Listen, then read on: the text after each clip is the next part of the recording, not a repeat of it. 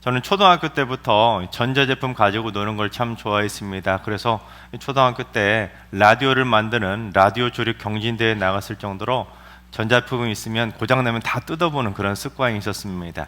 그래서 전자제품을 뜯어보면 다양한 부품들이 있는데 그 중에 꼭 들어가는 부품이 하나 있습니다. 그게 뭐냐면 다이오드라고 하는 부품입니다. 이 다이오드가 검은색으로 된 부품인데 이게 어떤 기능을 하냐면 전류나 전압이 일정하게 한쪽 방향으로만 흐르도록 만드는 부품이 바로 다이오드입니다. 그래서 이 다이오드는 정상적인 상황에서는 별로 할 역할이 없습니다. 그냥 순적하게 그냥 흐르기만 하는 거니까. 그러다가 이 전자제품이 망가질 정도로 갑자기 역방향으로 이렇게 흘러야 되는데 역방향으로 전류나 전압이 갑자기 흐르게 되면 그때 비로소 역할을 감당해서 역방향으로 흐르는 전류와 전압을 딱 막아서 이 전자제품이 망가지지 않도록 딱 그 역할을 하는 것이 바로 지켜내는 것이 이 다이오드라고 하는 부품입니다. 그런데 믿음도 마찬가지입니다. 우리의 믿음이 제 역할을 하고 제 기능을 발휘할 때는 아무 일도 없이 순탄하고 형통할 때 믿음이 발휘되는 것이 아닙니다. 오히려 삶이 너무 순탄하고 형통할 때는 자칫 하나님을 잃어버리고 내 힘과 내 능력으로 얼마든지 살 수 있을 거라고 착각하게 되는 겁니다. 그러니 믿음이 어떻게 제 기능을 발휘하겠습니까? 그게 아니라 갑자기 인생의 역방향으로 고난의 바람이 확 휘루몰아치고 환난의 파도가 거침없이 밀어닥치고 또는 질병의 고통이 엄습해 올 때 비로소 그때 믿음 다이오드가 제 기능을 발휘하게 되는 것입니다. 내 믿음이 제 기능을 발휘하면 어떤 역경의 바람, 고난의 바람, 인생의 역풍이 불어닥쳐도 내 믿음 다이오드가 제 역할을 하면 그 모든 역기능들을, 역풍들을 능히 다 막아내서 내 영혼을 지켜내고 내 육신도 지켜내고 내 가정을 믿음으로 지켜낼 수 있게 되는 것입니다. 그게 진짜 믿음입니다. 따라합니다. 역방향의 고난을 막아내는 것이 참 믿음이다. 그렇습니다. 내 인생에 역방향으로 밀고 들어오는 그 다양한 고난들을 막아내지 못한다면 우리가 왜 이 자리에서 하나님을 믿고 하나님을 예배하겠습니까?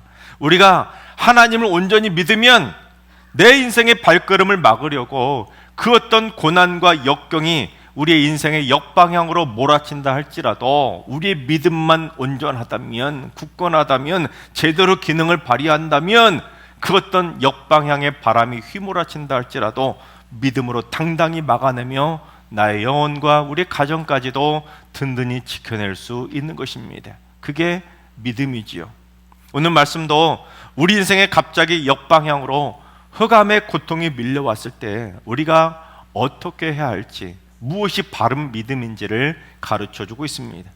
특히 오늘 말씀은 여호와의 종인 메시아 예수님께서 고난받는 모습을 예언하면서 우리가 어떤 믿음을 가지고 살아야 될지를 예수님의 모습을 통해 우리에게 가르쳐주고 있습니다.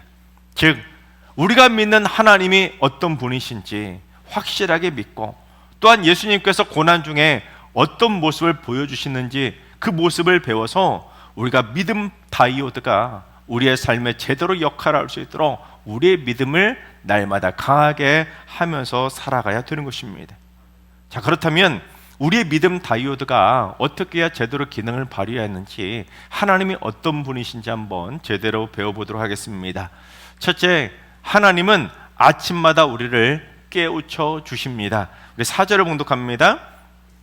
주 여호와께서 학자들의 혀를 내게 주사 나로 곤고한 자를 말로 어떻게 도와줄 줄을 알게 하시고 아침마다 깨우치시되 나의 귀를 깨우치사 학자들 같이 알아듣게 하시도다. 여기서 학자들의 혀라고 하는 표현이 나오는데 이 학자들의 혀를 히브리어로 직역하면 배운 자들의 혀라는 뜻입니다. 배운 자들의 혀. 여러분, 그래 이 배운 자들의 혀라는 학자들의 혀는 단순하게 세상 지식을 많이 배운 소위 유식한 혀를 말하는 것은 아닙니다. 배우긴 배우는데 세상 지식을 배우는 것이 아니라 바로 이 하나님의 말씀을 배워서 공고하고 지치고 힘들어하고 상처받고 아파하고 그 어떤 힘들어하는 자들을 능히 위로하고 격려하며 도와줄 수 있는 지혜로운 입술이 바로 하나님이 깨우쳐 주시는 학자의 입술이라는 것입니다. 또한 중간에 아침마다 깨우치시되라는 표현이 나오는데, 이거는 사실 앞에 나와야 될 중복 어구입니다. 즉 하나님이 아침마다 나를 깨우쳐 주셔서 곤고하고 지친 자들을 능히 위로할 수 있는 지혜로운 학자의 입술을 주셨기에 내 주변에 힘든 자들, 아파하는 자들 너끈히 위로할 수 있도록 하나님께서 지혜를 주셨다는 겁니다. 실제로 예수님은 이 땅에 오셔서 날마다 수고하고 무거운 짐진 자들, 그 아파하는 자들을 다 능히 위로해 주시지 않았습니까? 매일매일 곤고하고 지친 영혼들이 찾아올 때마다 그들을 외면하지 않으시고 지혜로운 학자의 혀를 가지고 그들의 마음 아픈 곳을 다 닦아주시고 어루만져 주시며 위로해 주셨고, 심지어 나인성 과부의 아들이 죽었을 때, 그리고 회당장 야이로의 딸이 죽었을 때, 나사로가 죽었을 때는 심지어 슬픔 당한 유가족들의 마음까지도 능히 위로해 주시며 죽은 자까지도 살려주신 분이 바로 예수님입니다. 그런데 이게 얼마나 놀랍고도 놀라운 일이냐면, 여러분 생각해 보세요. 예수님은 본인 스스로도 누구보다도 힘드셨습니다.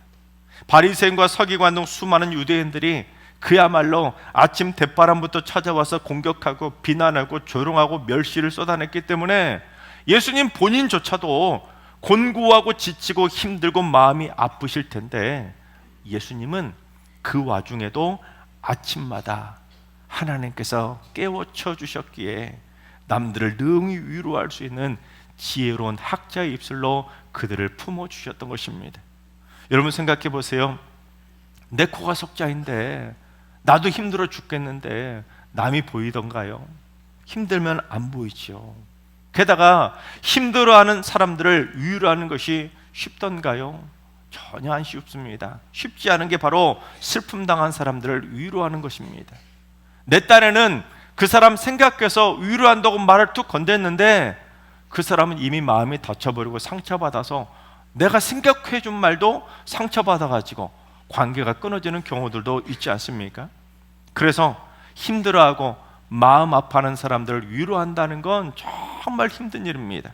하지만 하나님께서 아침마다 우리를 깨우쳐 주시면, 말씀을 통해서 잘 배우면 남들을 능히 위로할 수 있는 지혜로운 학자의 혀를 우리에게 주시는 것입니다. 또한 하나님이 나를 아침마다 깨우치시되 나의 귀까지 깨우치사 학자들 같이 알아듣게 하셨다는 겁니다. 여러분 학생들보다 학자들이 더 잘 알아듣지 않습니까? 이미 귀가 열린 거예요. 마찬가지로 아침마다 하나님께서 들을 길을 활짝 열어주셔서 그 어려운 비밀 같은 하나님의 뜻을 정확하게 깨닫고 이해하고 그 하나님의 말씀을 믿고 따를 수 있도록 하나님께서 아침마다 내 귀를 깨우쳐 주셔서 학자의 귀를 열게 해주셨다는 겁니다. 그것도 아침마다 새롭게 그날 하루를 살아갈 수 있도록, 그날 하루를 승리하며 살아갈 수 있도록 하나님께서 영적인 지혜를 얻을 수 있도록 이 말씀을 통해 들을 길을 활짝 열어주셨다는 겁니다. 심지어 하나님이 아침마다 예수님의 들을 길을 얼마나 확실하게 열어주시고 깨우쳐 주셨는지 5절과 6절을 봉독해 보겠습니다. 주 여호와께서 나의 귀를 여셨으므로 내가 거역하지도 아니하며 뒤로 물러가지도 아니하며 나를 때리는 자들에게 내 등을 맡기며 나의 수염을 뽑는 자들에게 나의 뺨을 맡기며 모욕과 침뱉음을 당하여도 내 얼굴을 가리지 아니하였느니라. 여러분, 예수님이 이 땅에 오셔서 공생애를 시작하셨을 때 매일매일 얼마나 많은 공격과 핍박을 받으셨습니까? 하루가 멀다 하고 수시로 찾아와서 예수님을 공격하지 않았습니까? 그런데 하나님이 아침마다 예수님의 들을 길을 활짝 열고 깨우쳐 주셔서 하나님의 뜻을 거역하지 않고 날마다 그 어떤 고난의 역풍이 몰려오더라도 묵묵히 하나님의 뜻을 실현하기 위해서 그 고난의 길을 담대히 걸어갔던 것입니다. 그래서 예수님을 때리는 자들에게 예수님은 당당하게 등을 맡기셨고, 수염을 뽑으려는 자들에게 뺨도 맡기셨고, 모욕과 침뱉음을 당해도 얼굴조차 가리지 않고 돌리지 않고 피하지 않으신 것입니다. 십자가에서 그것도 죽기까지 주 하나님 아버지의 뜻이니 그 하나님의 뜻을 거역하지 않으시고 뒤로 물러나지도 않으시고 고난을 당당히 맞서 싸우신 것입니다. 하지만 주님은 죽으셨다고 고난의 패배자가 된 것이 아니라 3일 만에 다시 부활하시면서 그 모든 고난의 역풍을 당당히 이겨내고 물리치신 것입니다. 우리 옆 사람에게 인사하겠습니다. 학자의 혀와 학자의 귀를 가집시다. 여러분, 그렇습니다.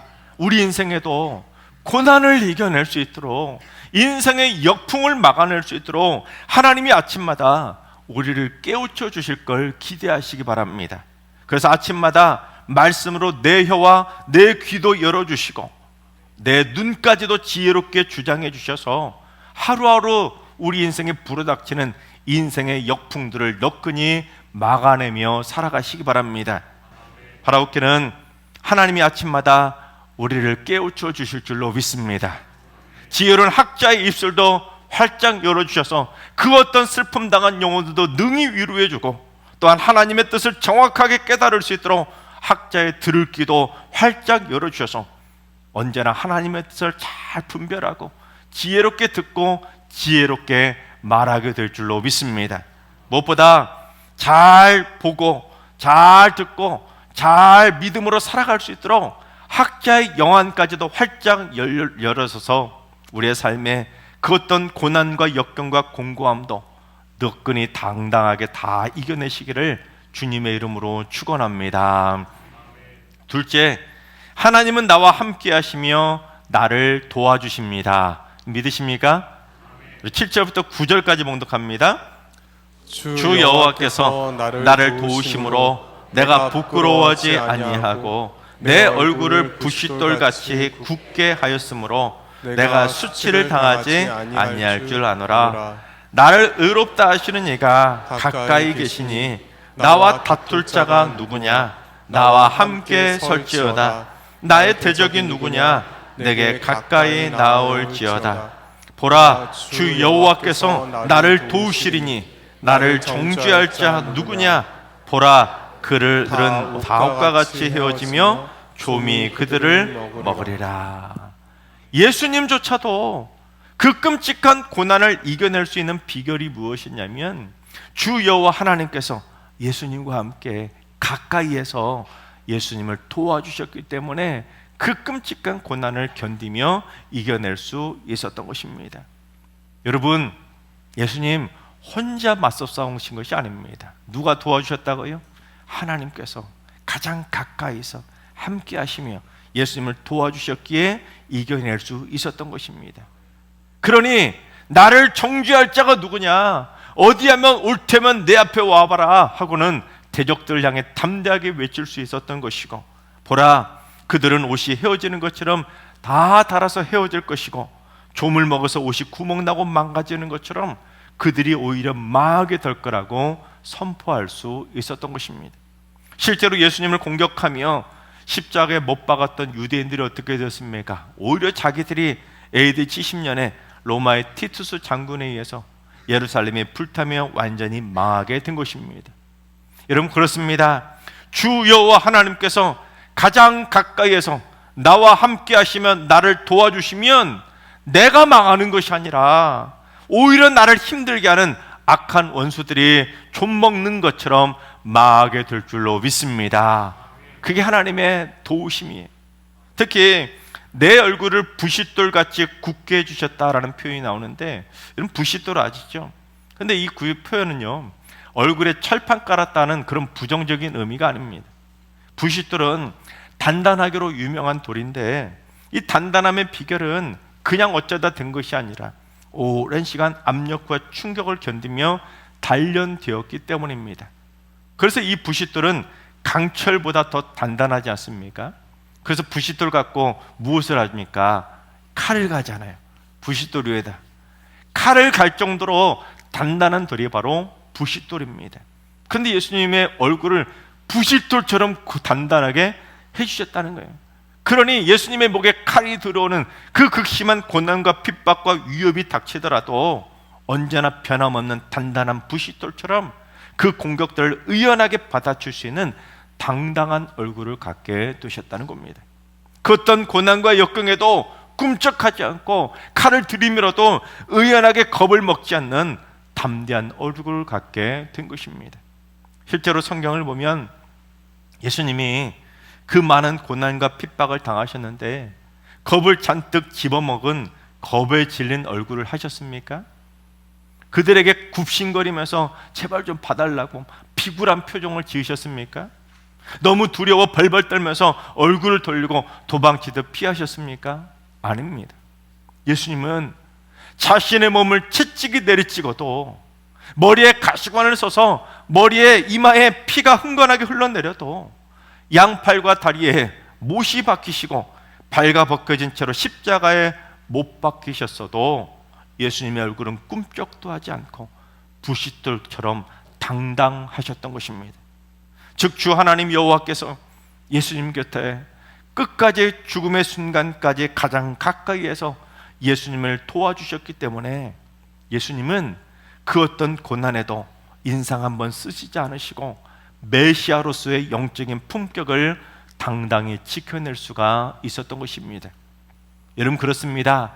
진짜 강한 것은 상처가 없는 것이 아니라 숱한 아픔과 상처를 이겨낸 것이고, 진짜 멋진 것은 흔들리지 않는 것이 아니라 아무리 흔들려도 나와 함께 하시며 내 곁에서 나를 지켜주시고 도와주시는 하나님을 붙잡고 끝까지 버티며 당당하게 일어서는 것입니다. 그게 믿음이지요. 우리 한번 옆 사람하고 인사하겠습니다. 하나님은 가장 가까이서 우리를 지켜주십니다. 여러분, 믿으십니까? 지금도 하나님께서 가장 가까이에서 나를 도와주심을 믿고 믿음으로 당당하게 그 어떤 고난도 당당히 맞서 일어서게 되시기를 주님의 이름으로 축원합니다. 셋째, 하나님은 흑암 중에도 횃불을 피워주십니다. 10절을 봉독합니다. 너희 중에 여호와를 경외하며 그의 종의 목소리를 청종하는 자가 누구냐? 흑암 중에 행하여 빛이 없는 자라도 여호와의 이름을 우려하며 자기 하나님께 의지할지어다. 너희 중에 여호와를 경외하며 그의 종, 즉 여호와의 종인 예수님의 목소리를 청종하는 믿음의 사람이라면 설령 흑암 중에 행하여 빛이 없을 정도로, 아무런 산소망이 없을 정도로 고난 중에, 역경 중에 낙심하더라도 절대로 포기하지 말고 내가 진정 하나님을 믿는다면 여호와의 이름을 의뢰하며 자기 하나님께 의지하라는 것입니다. 제가 아무리 고난 중에 소망을 잃어서 절망 가운데 빠지고 사방이 가로막혀서 헤어날 가망이 없어 보이고 캄캄한 고난의 터널에 갇혀서 빛을 보지 못하고 있을지라도 너희가 여호와를 경외하고 예수님의 목소리를 청종하는 진정 믿음의 사람이라면 하나님의 이름을 믿고 당당히 하나님을 의지하라는 것입니다. 그러면서 하나님을 의지하지 않는 자들을 이 반어적인 의미로 묘사하고 있는데, 우리 11절을 봉독해 보겠습니다. 보라, 불을 피우고 횃불을 둘러띈 자여, 너희가 다 너희의 불꽃 가운데로 걸어가며 너희가 피운 횃불 가운데로 걸어갈지어다. 너희가 내 손에서 얻을 것이 이것이라. 너희가 고통이 있는 곳에 누리라. 여러분, 이 11절 말씀은 잘 이해해야 되는데 앞에 보라라는 단어 다음에 스스로를 넣어야 됩니다. 스스로. 즉 하나님을 의지하지 않고 고난 중에 자기 스스로 불을 피우고 횃불을 둘러띈 자들은 똑똑히 들으라는 겁니다. 여기서 횃불을 둘러띈 자라는 것은 횃불을 막 여러 개 피워서 자기 둘레를 마치 허리띠 두르듯이 횃불을 둘렀다는 겁니다. 그런데 이 구절을 히브리어로 직역하면 불꽃으로 너 자신을 둘러쌀 불꽃을 지피는 자입니다. 그러니까 지속적으로 막 활활 타오르는 그런 횃불이 아니라 잠깐 번쩍 피어났다가 사라져버리는 잠깐의 불꽃으로 어설프게 자신을 둘러싼 겁니다. 그러니까 캄캄한 인생의 고난 중에 자기 스스로 고난을 좀 이겨내 보겠다고 이런 방법도 써보고 이런 수단도 써보고 이런저런 수단과 방법을 온통 동원해서 스스로 이겨내 보겠다고 발버둥 치는 자들을 의미합니다. 고난 중에 이것도 한번 해보고 저것도 한번 해보고 그냥 반짝반짝 사라지는 불꽃처럼 허무하게 금세 사라져버릴 것들을 의지하는 겁니다. 깜짝 인맥을 동원해 보기도 하고 밑빠진 독에 물을 붓든 돈으로 잠깐 한번 떼어보기도 하고 이것저것 바쁘게 이것저것 다 해보는 것 같기는 한데 불꽃처럼 잠깐 도움은 되지만 허무하게 금세 다 사라져 버리는 것입니다. 심지어 그렇게 하면 내가 내 손으로 너희에게 벌을 내릴 텐데 너희가 피운 그 불꽃 가운데로 걸어가서 너희가 고통 가운데 눕게 될 거라는 것입니다. 즉 너희가 하나님을 의지하지 않고 세상을 것들을 의지하려면 얼마든지 해볼 테면 해보라는 겁니다. 그러나 내 손에서 받을 것은 결국 너희가 뿌린 대로 거두게 될 거라는 것입니다. 너희가 하나님을 의지하지 않는데 내가 뭘 주겠냐는 겁니다. 그러니까 고난 중에는 자기 스스로 무덤 파지 말고 누굴 의지하라는 겁니까? 자기 하나님 여호와만 믿고 오직 하나님을 의지하며 살라는 것입니다. 여러분 그렇습니다. 우리가 캄캄한 고난의 흑암 중에 있을 때는 자기 힘으로 스스로 해보겠다고 이것저것 불꽃 피워봤자 금세 꺼지고 스스로 무덤 파는 꼴이 되지만 고난 중에 인생의 역풍을 만났을 때 힘들고 고통스러울 때 눈을 들어 여호와를 경외하며 하나님을 바라보면 그 고난의 흑암 중에도 모든 인생의 어둠을 다 몰아내고 꺼지지 않는 은혜의 횃불을 찬란하게 피울 수가 있는 것입니다. 따라서 여러분 지금 고난 중에 계십니까? 너무 아파서 힘이 드십니까? 너무너무 고통스러워서 낙심되십니까? 절대로 고통 해결해 보겠다고 인위적인 일회성 불꽃을 스스로 피우지 마시기 바랍니다. 행여라도 절대로 술이나 도박, 마약 등으로 그 고통을 피하려고 시도조차 하지 마시기 바랍니다. 그런 거 다 그만두시고 지금 당장 여호와를 경외하며 주님의 목소리를 청종하면서 눈을 들어 나를 붙잡고 계시는, 나를 지금도 함께 하시며 가까이서 도와주시는 여호와 하나님을 바라보며 전심으로 주님을 붙드시기 바랍니다. 그러면 하나님께서 흑암 중에 있는 여러분에게 어둠을 물리칠 수 있는 희망의 횃불도 피워주실 것이고 인생의 모든 어둠의 세력들을 물리칠 수 있도록 승리의 불화살도 피워주실 것이고 암덩이까지도 모든 질병을 다 불태워주실 치유의 횃불까지 힘차게 피워주실 줄로 믿습니다. 하나님께서 사랑하신 여러분, 우리가 믿고 경외하는 하나님은 아침마다 우리를 깨우쳐 주셔서 학자의 귀와 학자의 혀를 주시고 학자의 눈도 뜨게 해주실 줄로 믿습니다. 그리고 언제나 나와 함께 하시며 가장 가까이서 나를 도와주실 줄로 믿습니다. 그래서 그 어떤 인생의 흑암 중에도 인생의 역풍에도 눈을 들어 즉시 내 주 여호와 하나님을 바라보며 기도함으로 말미암아 우리 모두 승리의 횃불을 피워서 인생의 모든 고난과 역경을 담대하게 맞서 싸워 승리하게 되시기를 주님의 이름으로 축원합니다.